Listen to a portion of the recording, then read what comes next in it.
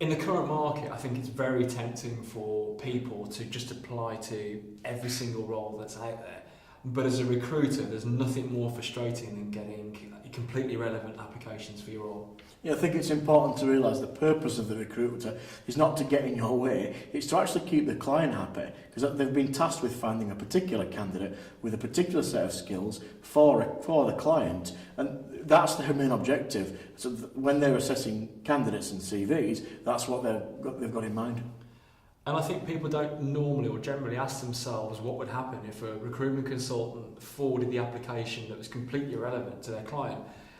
In truth, they'd probably get laughed at, they'd lose all credibility with their client, and it might result in the client not wanting to work with them because they'll be questioning their judgment.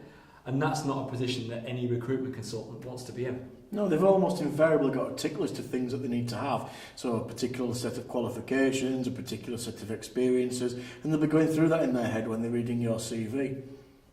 Yeah, and personally speaking myself, if I'm looking for someone with a very specific set of qualifications to do a very technical role, it's not as if I'm going to have a change of heart because I've had an application come through because someone happens to be a very nice chap. If you haven't got those specific requirements, you're not right for that role, full stop. No, requirements are there for a reason.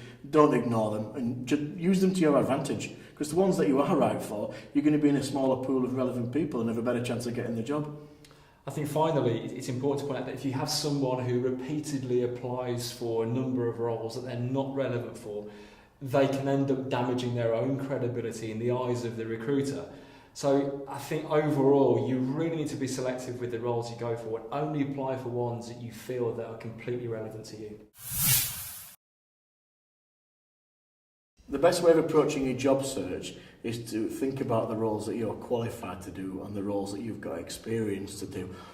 These days, I think probably driven by the current climate, experience seems to be superseding skill sets. So whereas previously a client might say, oh, he doesn't have the experience in my industry, but he does have transferable skills.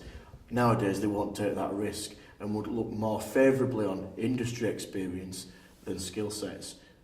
I think if you're looking for a career change and you're currently in work, particularly with the economic climate right now where lots of companies are tightening their belts, I think you can afford to be a little bit more patient and a little bit more selective. And then maybe if the right opportunity arises, then you can go for that career change on a completely new path. But if you're out of work at the moment, I think you need to focus really on jobs that you could actually do right now, given the skills that you've got. It's also important, I think, to register your details on as many CV databases as possible, because it's an important tool in the job market these days. Yeah, there's CV databases all over the place. Every major job board in the UK will have a CV database attached to it. And there's not a recruitment consultancy in the UK that will not use a CV database for searching. So I think it's important if you're looking for a new position to get your information on those databases. You won't know which databases recruiters will have access to, so get yourself on as many as possible. With the overall objective of just increasing the potential visibility of your details. And on that, make sure they're coded up properly as well. Yeah. So if you have sales experience, make sure that on the TV database you've ticked that box. Equally, if you've got a technical qualification in IT, make sure you've ticked that box as well, because when people are looking, that's how they're going to find you and identify your skills and experiences. Yeah, that's also really important because most of the job boards these days have a jobs by email service, and what emails you see in the morning will be determined by what jobs have been posted the night before by recruiters, but also how you've coded yourself up in the database. So if you've got that wrong, you'll start getting emails of irrelevant jobs to your inbox from the next day onwards. So it's important to get that right. How much do you use LinkedIn? Because it's an important tool for me in what I do, but it's still fairly new, isn't it? It is new as a tool, but lots of recruiters are using it. We're encouraging everyone at our place to use it as a recruitment tool. I think as an individual looking for a position, the most important thing you have to do is make sure your LinkedIn profile is completely up to date.